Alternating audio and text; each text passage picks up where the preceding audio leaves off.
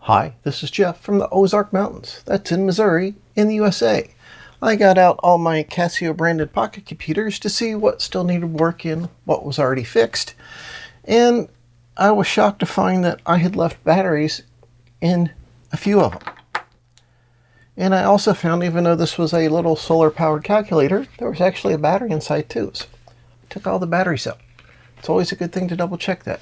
Get the darn batteries out. Coin cells don't corrode as often as alkaline batteries, but they can. And they can still create a mess and ruin things. So get the batteries out. At any rate, this pile here doesn't need anything done to it other than maybe a wipe down. This pile here is mostly cleaning, although we've got a couple with wonky LCDs. You can see that's kind of dark. I saved the polarization filters from some LCDs I replaced recently, so maybe one of those can be swapped in and I'll fix that up. And then we've got this 820p. The calculator part works fine. The printer does not work because this actually has NiCad batteries in here to run the printer, and it's got a couple CR2032s to run the computer part.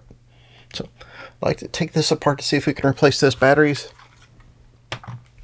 And maybe we'll look at something like this LCD job individually to see if we can fix that up. And remember, again, I'll stress it one more time, get the darn batteries out. Let's jump right in. Thanks to PCBWay for sponsoring this video. They do circuit boards of all sizes, small circuit boards, medium circuit boards. They can even assemble them for you. Are you a maker who likes sharing your ideas with other makers? If so, you can submit your articles to the monthly submission for PCBWay and earn coupons and notary titles. Check out the link in the description below.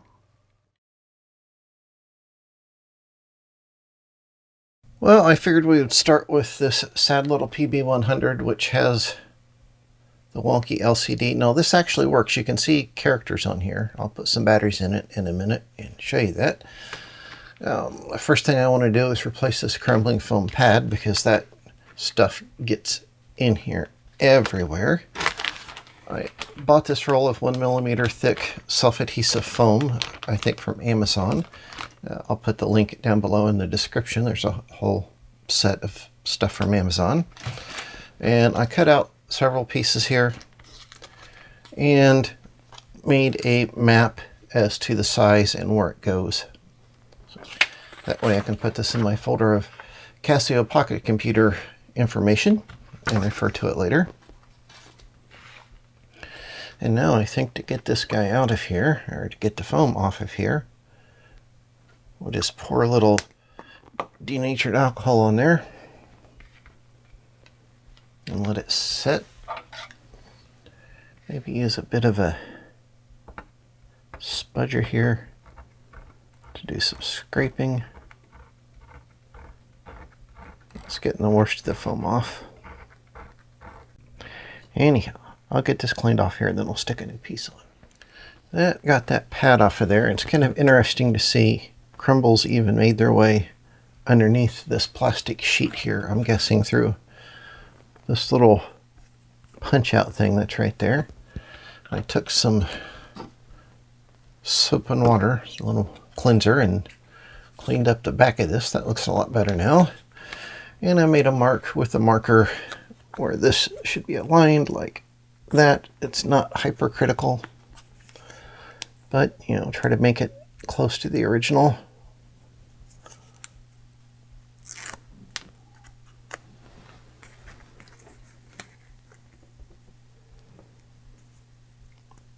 And we'll just pop that on there and cover up our marks from the marker. And we've got a new non-crumbly pad on there. So, and doing the same on the others is just exactly like this.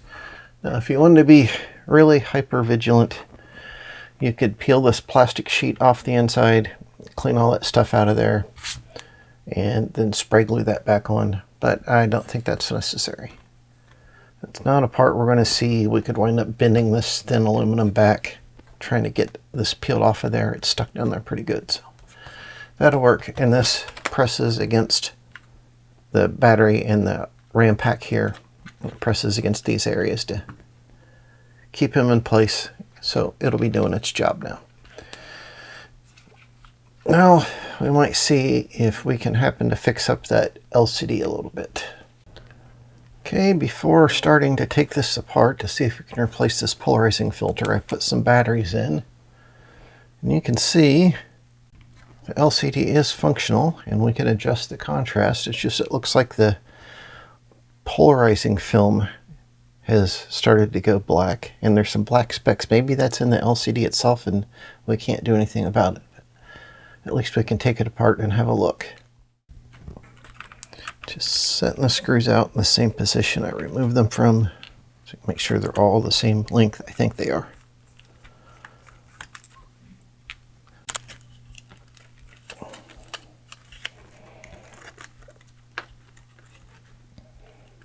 So I'm going to bring the circuit board with it. That's not desirable. What's happening here? Okay. That's a good way to dump all the keys off of there. Here's our LCD. Yeah, it's a little dirty on the front. Notice the case almost looked moldy.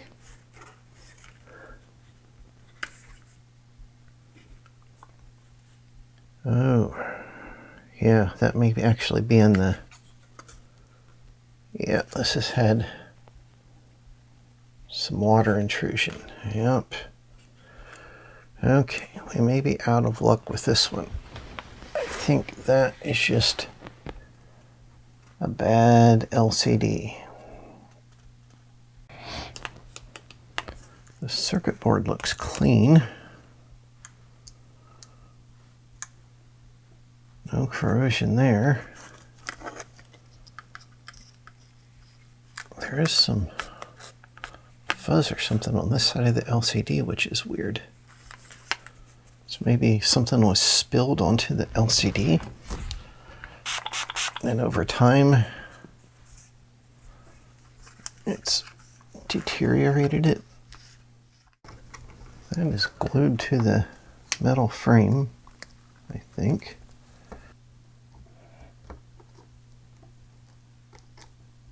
Well, that's kind of working if we don't break the glass. Okay.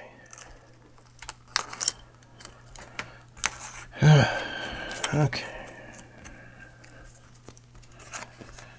Oh no, look, that is actually in the LCD itself. Imagine we did a number. This is like a thermal adhesive bonding here. Yeah, that's something that's got into the backing of the LCD. Got fingerprints all over the polarizer now, and kind of scratched it up from forcing the LCD out of there. Bent the frame a little bit.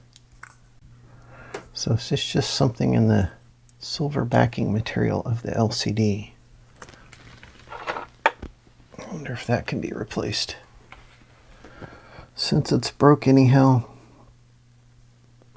we can just do a little exploratory surgery and not feel bad.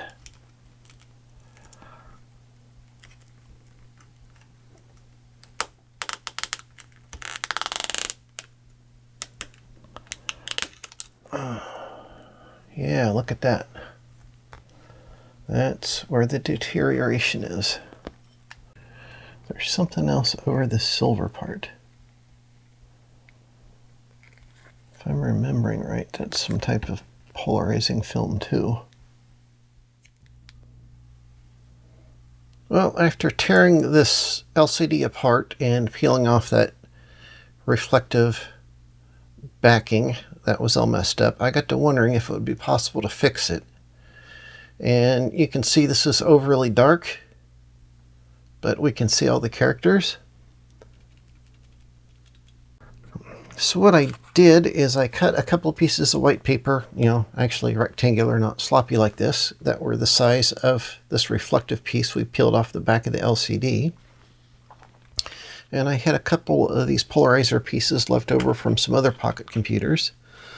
And I laid one over this until I found which one was 90 degrees to it. So the one on the back should be 90 degrees to the one on the front. And you see if I hold this like this, doesn't change the darkness, but that makes it a lot darker. So with this one in this orientation, the front and rear were 90 degrees apart. I cut this same size, and so there is a polarizing piece with two pieces of white paper behind it like that. And of course this is a little darker than that, and it's not as reflective, so we get a dark screen. But it does indeed work. And you can see a little bit of the old sticky just right here, which is from this guy. So anyhow, that was just kind of fun to see what would work. After getting this whole frame torn down in here, I could see that it did look like some liquid had been spilled in around the LCD area, and that's probably what got to it.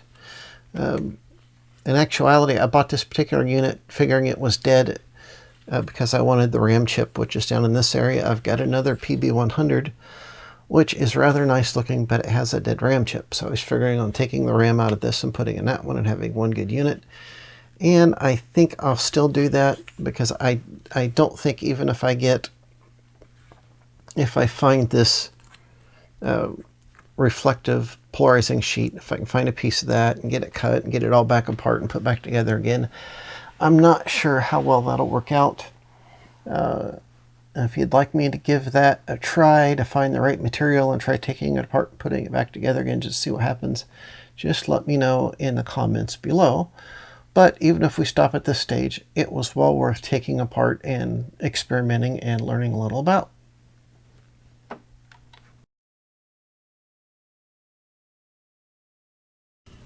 Well, let's turn our attention to this FX820. It has a little flap here to put the batteries in.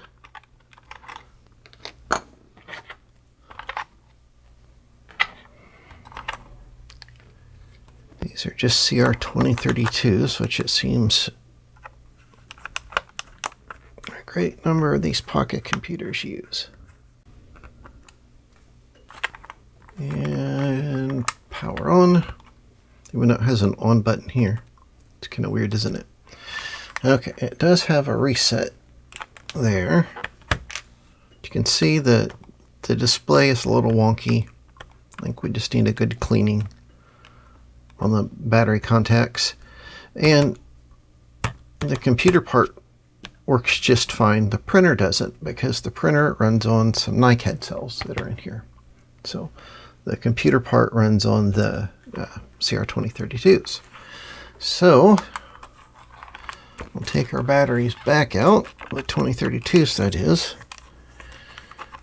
and try to take this guy apart and see what is inside. I see a couple Phillips screws here and here.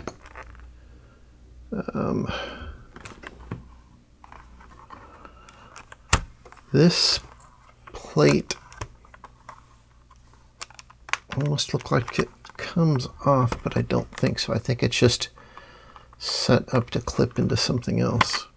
There's a cover there for the expansion port. Contrast over here. Oh, one thing we should probably do to start with. This has a RAM card in it. You slide this forward and do this number. And then you've got to push this down like that. It's really difficult to do. So pushing that down and holding the unit in place, you got to try to pull this out. So this is a 4K card. You slide that flap closed like that.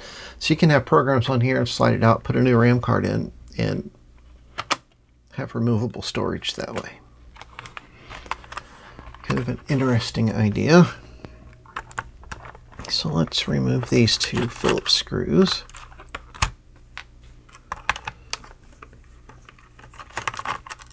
Okay. I don't know if there's any screws under these things. These rubber feet.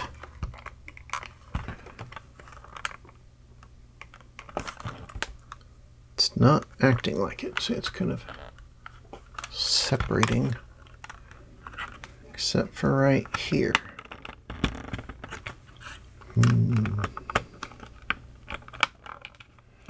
It's always tricky to know the first time you take something apart how much force you should try to apply. Yeah, I think there's, see how there's a catch there and there? I bet there's one right here, and that's what's holding us up.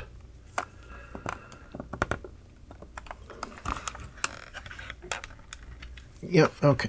I pushed from the back this way. That was enough to release it. Okay. So we wiggled that guy that way.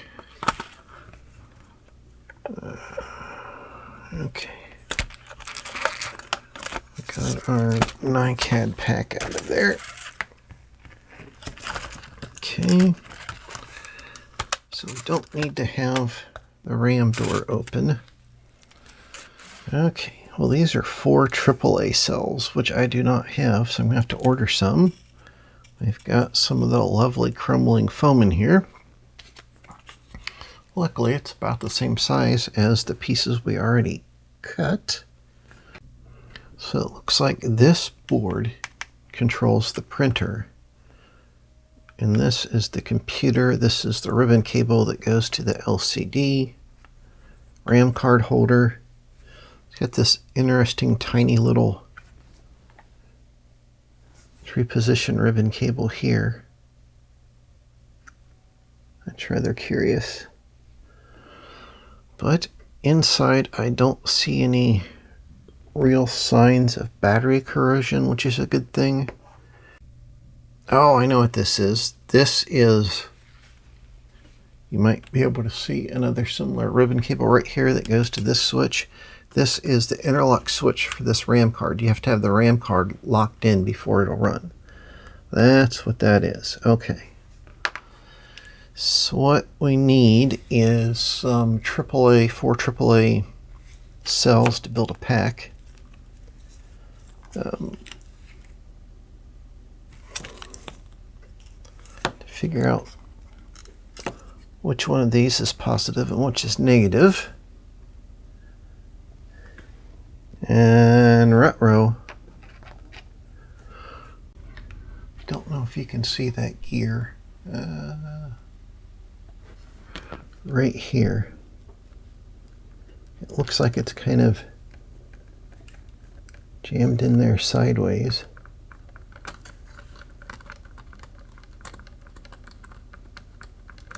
Oh my gosh, that is supposed to be like that. That is a wild, wild setup. Yep, that's just some grease right there in the middle. I'll get you a close-up like that. I have never seen a gear arrangement like that. Okay, this is as close as I can get it. This is, oops, my finger's kind of blocking the way. This is the correct rotation, I believe. So the motor is spinning this way, which rotates this counter gear this way, which does this combination spur gear, worm gear, which then rotates this gear, which is sitting at an angle. Get my big fingers out of the way. And the carriage is moving this way. And it's about 3/4 of the way down. Okay, it's at the other end. It's hitting that switch. And now it's coming back this way. So the drive motor for the print head is only spinning one direction. You might just be able to see this bit of a ledge or hook or tooth that's right there. Watch this gear really closely.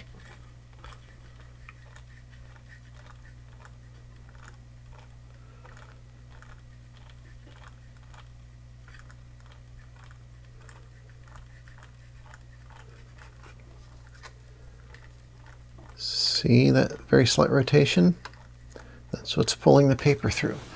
So for each dot, it's pulling the paper through a little at a time.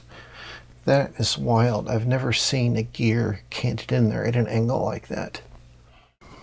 Well, I built a new battery pack. This has 600 milliamp hour nickel metal hydride cells. And as often happens when the NiCad batteries start going bad, the corrosion actually travels down the wires. So I dug around in my scrap box for some suitable wires. I even found some the same color.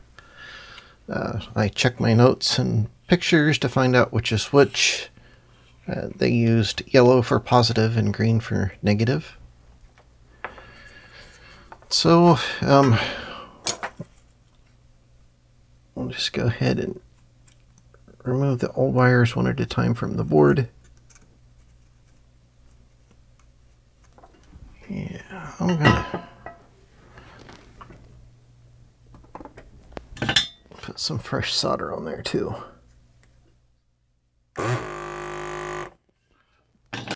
Okay, so our yellow wire.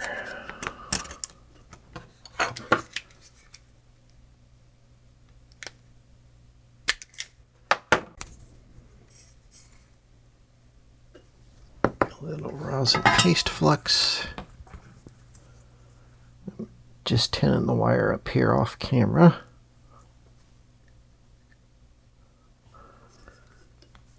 Okay. Actually, looking at the way these were soldered originally, I'm going to move my battery to the other side.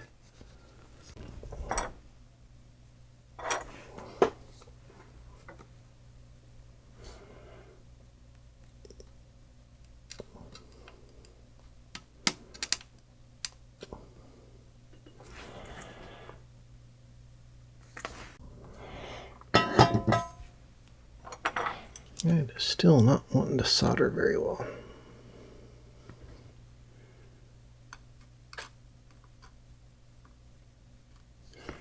A little extra flux.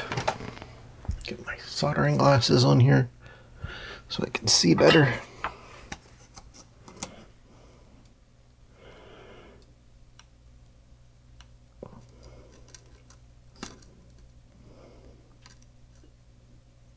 That's better.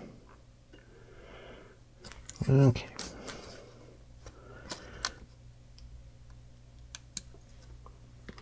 Yeah. I think the additional flux did the trick.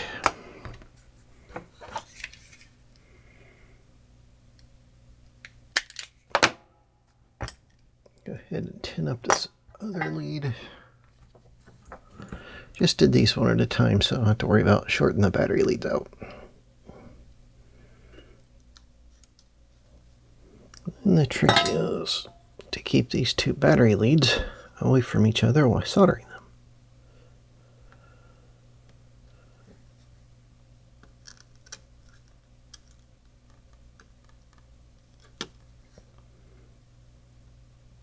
There we go.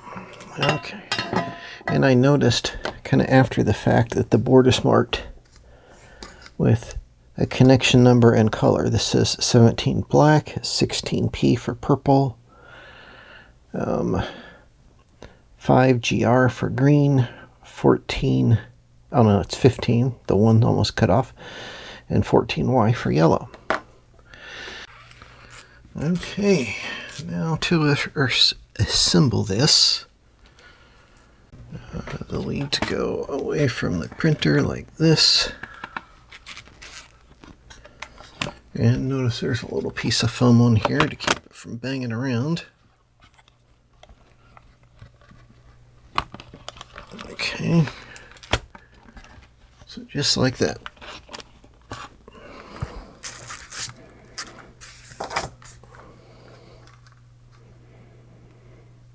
Okay. Everything looks reasonable there. Do the front latches.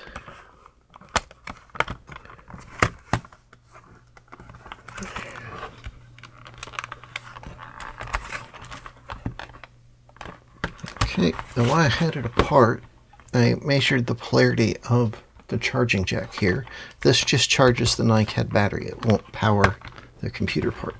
Anyhow, this is center negative, like a lot of things were at that time. So when I make a sticker for this, I'll make one here that says center negative because it's not marked anywhere on here. And after I built the battery pack, I went ahead and charged it just to make sure everything was okay. So if the printer mechanism is okay, we should be good to run it. I'm just going to start these screws in.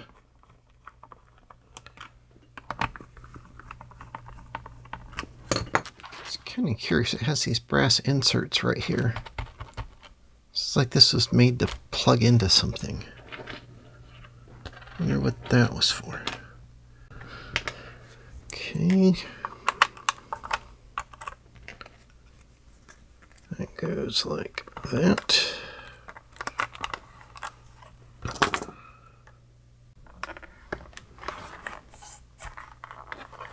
And we need to put our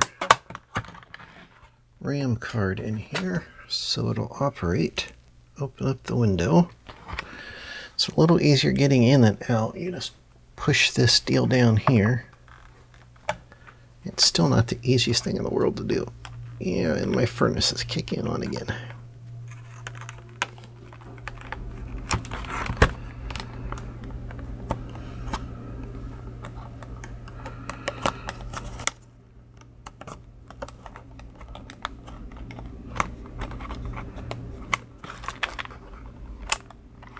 There we go. Okay. I'm feeling a roll of thermal paper in my stash of stuff, which may work. I'm not sure. Power on. Okay, the calculator part is working. All right. Master reset. Do that again to make sure it's clearing the screen. Yes, okay. Now, will the printer feed? That's a good sign. Okay. Now, after getting the printer to actually turn, it occurs to me I don't know how to print anything on this particular machine. So, that'll be something else we got to figure out.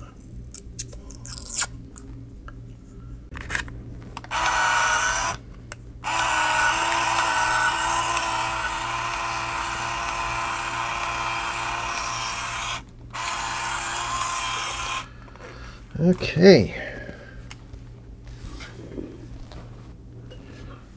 Now, I guess this doesn't have a contrast wheel on it, does it? Looks like mode 7 is print on. Mode 7, it says print there. So what happens if we go 55 times 55? Oh, freaking awesome. Let me zoom in there.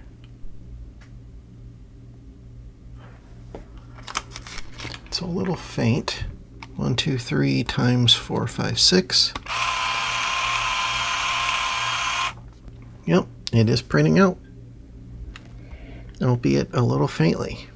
It could be a combination of the print head being suboptimal and that this paper is decades old. Nifty.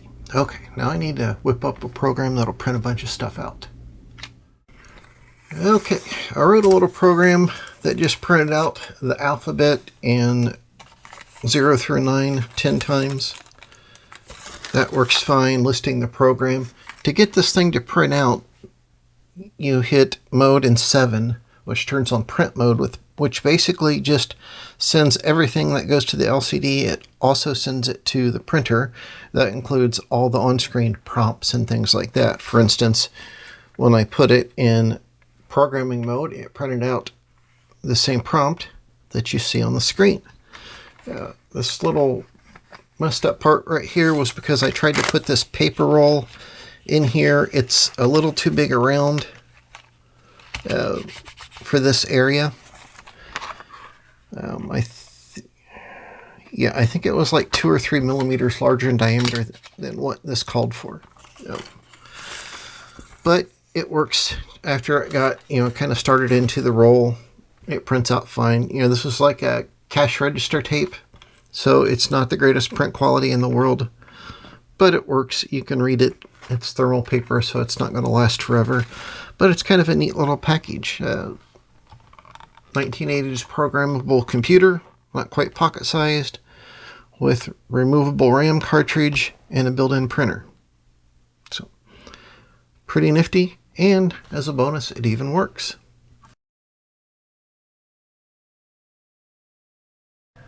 I just started working on this FX840P here. I thought it'd be interesting to look at the comparison between these three. We've got the little PB100, and we can see the layout on these is very, very similar. We've got the power switch in the same place. We've added some more function keys along the top. We've got some more scientific calculator type keys here. And we get up to the VX4, we've now gone to just using a soft power button. We've got the all reset on the front, and the general keyboard layout is very, very similar. A few more function keys along the top though. A little bigger display here. So anyhow, this is like an intermediary step between these two. You can see these two are about the same thickness. This one's a little longer. These are about the same length, but this guy is about twice as thick, even if I take that flat cover off of there. Yep. This is about twice as thick as this, and this probably has a lot to do with the fact that this takes 4 AA batteries, and it has a 2-stack board arrangement. I imagine most of this is built on one board. So. I couldn't find much about this on the internet, so I thought we would take it apart and have a look inside. Even though it's fully functional, and normally I would just take some blue painter's tape and put around the bezel before polishing that. I think we'll try to take it apart and see what's inside. I believe this comes with 8K on board. I'll go ahead and slip some batteries in it really quick and check that out. It uses 2 CR2032s like the PB100, but it's got the memory backup battery like the VX4, which is really nice. So you can change the main batteries without losing your programs. Okay, now that we got batteries in it, I've got you zoomed in on the display. We will press the master reset on the back, and then all reset.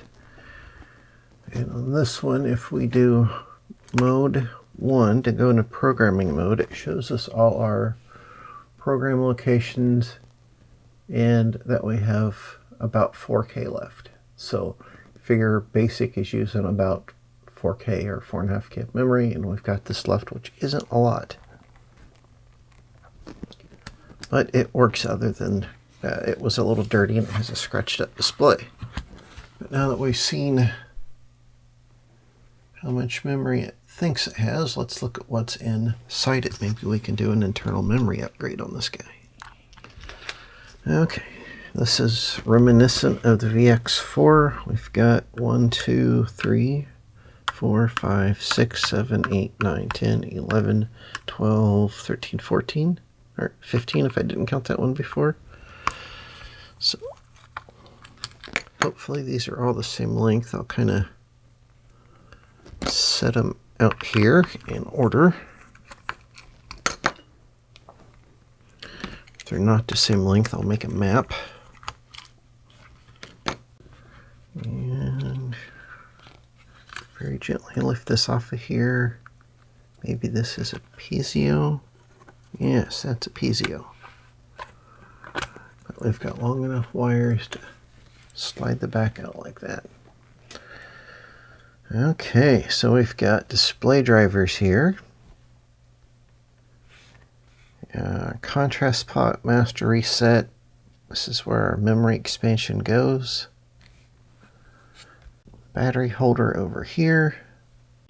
Yep, everything on one board. That's some sort of configuration pad there. These solid ones are test pads. And we've got an open spot right there. Let's see what this says. Use the magnifier here. This says 23C256. That is a ROM chip, the one in the middle. HM6264ALFP. That is an 8K RAM chip right there. This designation matches this chip, and there's a designation here that matches this chip. This has nothing on it though. There's a spot here for a cap.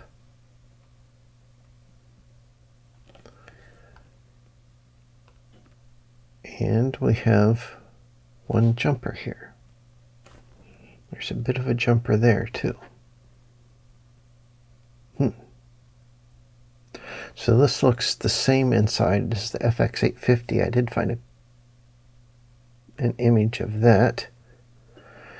I'm not going to pull this board out to get to that bezel.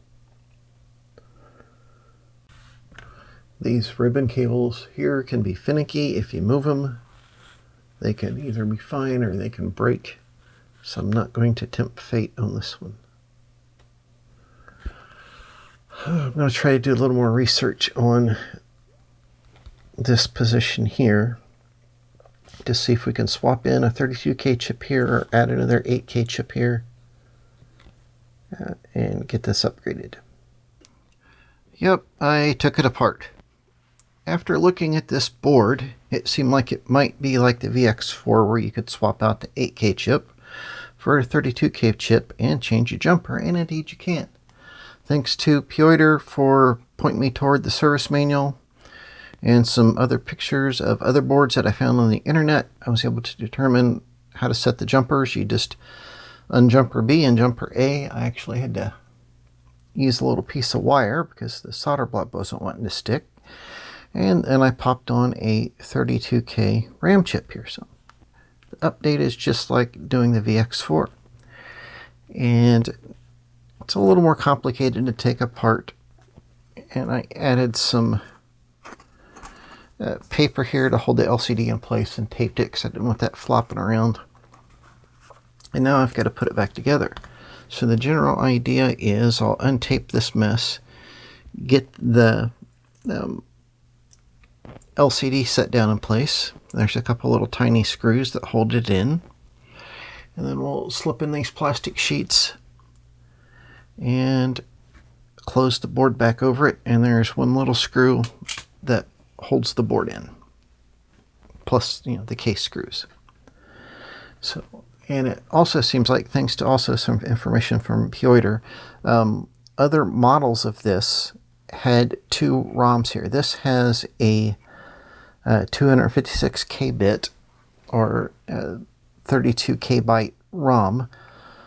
This could have come with two 512K bit or for a total of 128K of bytes of ROM.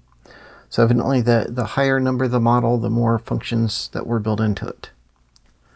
And also when you got up to the FX880, it had the 32K RAM in here by default. I'll put links to all this stuff down in the description, and I'll do a PDF for the internal upgrade like I did on the VX4. So here we go. This is painter's tape, so it's not going to leave residue or pull things off or anything like that. There's a little schmaltz right there that I'll have to wipe that off of there. Okay. Added a piece of paper under here too. And Not sure what that is. There's a little bit of stuff on those two keys. Maybe I touched it. And I'll clean the power switch here.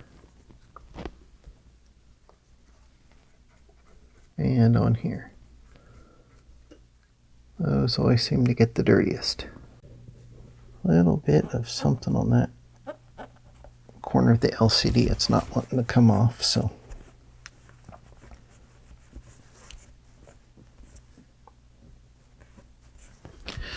It seemed to be there when I took it off, so I won't worry too much about it. What I want to try to do is avoid unnecessarily rotating this flex cable here. And avoid touching the LCD glass. Getting fingerprints on it. Okay. So I'll try dropping it in there. And my furnace is the AC is turning on. Oh, come on. Okay, well, I guess that's going to unfold like that. There, I think we've got it in place.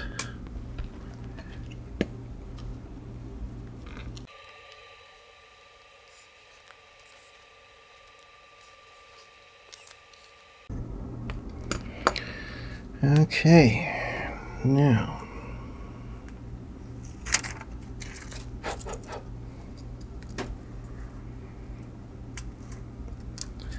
this has to go like that. There's a few pegs that locate that. And there's this isolation sheet.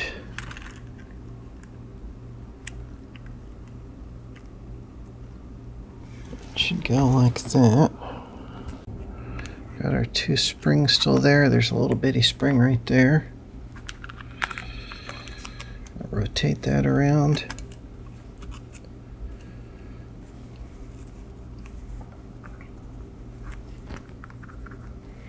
Okay, and there's one little black screw, which,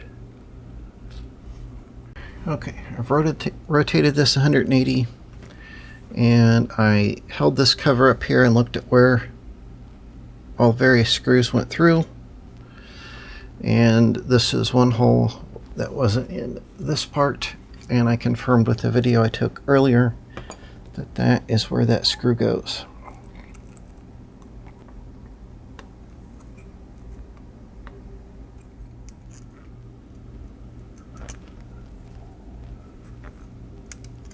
Like that. Okay, now we got our springs in there, got our screw in there.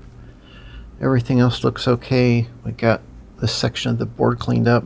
There's a little Japanese character here, and I kind of recognize it. I've been trying to study Japanese, but I can't recall what it is, but I put some Kaptan tape over it when I was working on this, so I didn't erase that. No, you don't have to do that. It's just kind of fun to try to maintain that originality of when somebody wrote on there by hand.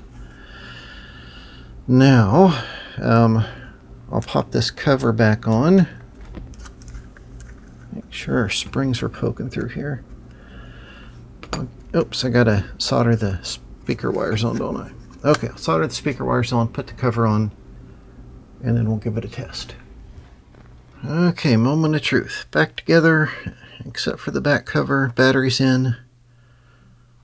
Turn it on. We've got something on the display. Okay. And we will press master reset, all reset. And then I think if we go 0400 ASM, no. Yeah, okay.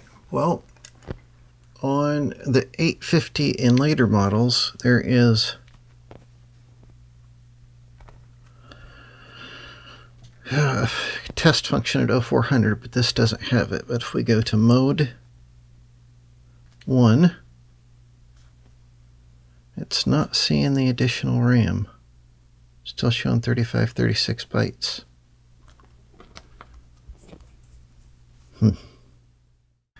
This 840p is an interesting animal. It is the same circuit board that's used on the 850 and 860 and 880. It came with an 8K RAM chip internally. I replaced that with the 32K. I changed the jumper for the address line. But it doesn't recognize the RAM. It just doesn't see it as being there. For instance, if we go into mode 1, it's showing 29K and change because I have an RP33 module installed.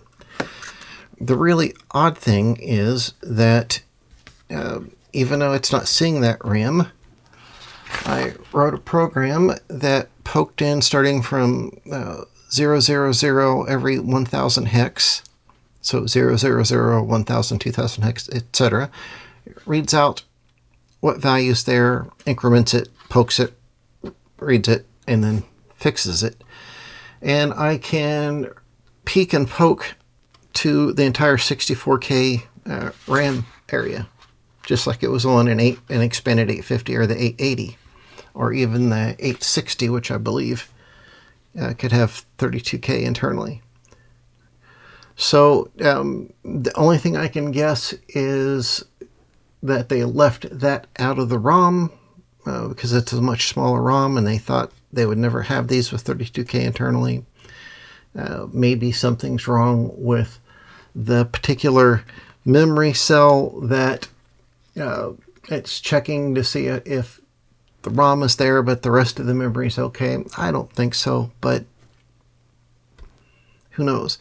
I ordered a zero insertion force type of test clip for these SOP28 packages so I can thoroughly test a RAM chip, and then maybe I'll swap out the RAM chip that's in here with one that I know is 100% good and see if it makes any difference. I don't think it will. I took another chip out of the same batch and I put in a VX4 and it works fine. You might notice I've got a couple of wires hanging out here. There are a couple test pads on the circuit board in here marked K, and I'll tell you what I'm going to do is short these wires together at certain times, and I'll tell you when I'm doing that. So if we turn it on and I touch the wires together,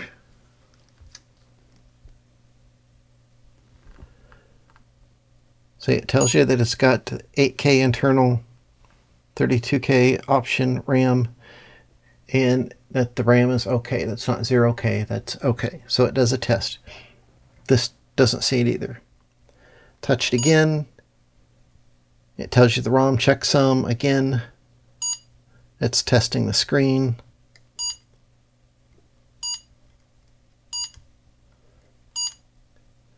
We don't have a printer.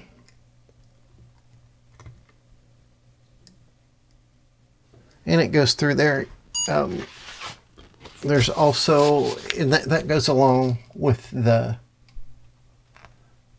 explanation of what should happen in the 850 manual. I'll put a link to this below. And it also gives you a way you can check out all the keys since there's not a built-in key test. But so this is acting like, you know, the RAM's good, but it's just not seeing it, which is rather bizarre. I don't understand why, but other than that, it's fully functional. There's just not a lot of information about these out there. I will put what I found in the description below. And now I need to take this guy back apart and desolder these two wires. And put the back on.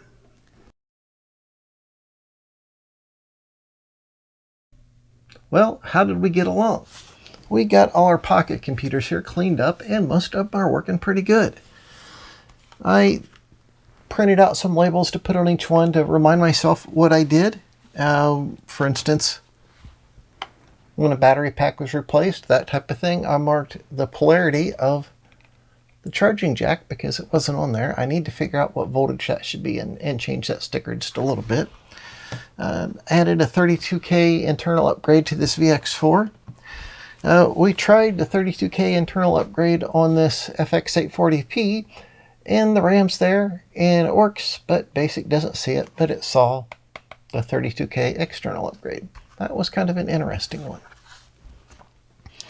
Now these two guys here in the center, we had our one, we dissected the LED, we dissected the LCD, and we kind of improved it. It's not all blotchy looking, but it's really dark. I did order some of the proper reflective polarizing material, so if you want to see how that works in a later episode, just let me know in the comments down below.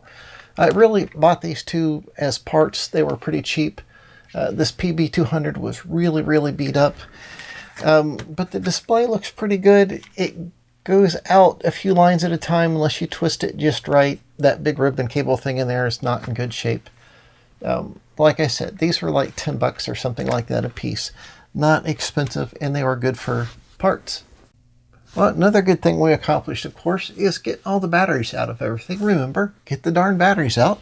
I did leave the CR2032s and this guy that has the printer. I want to play with it a little more before taking them out. That was kind of fun. Pocket computer, a little big for your pocket, but it's got a built-in printer. That's kind of neat. Now, if you have any questions or comments, well, I would love to hear from you. Just leave them in that comment section down there below. Thanks to everyone who helped support the Hey Birt channel through Patreon and other means. You can find out more information about that in the description down below. Speaking of the description down below, the different things I use, like those foam pads, I have a list of stuff down in the description of links to all those things. So if that's something you need, just check those links. Well, until next time, bye.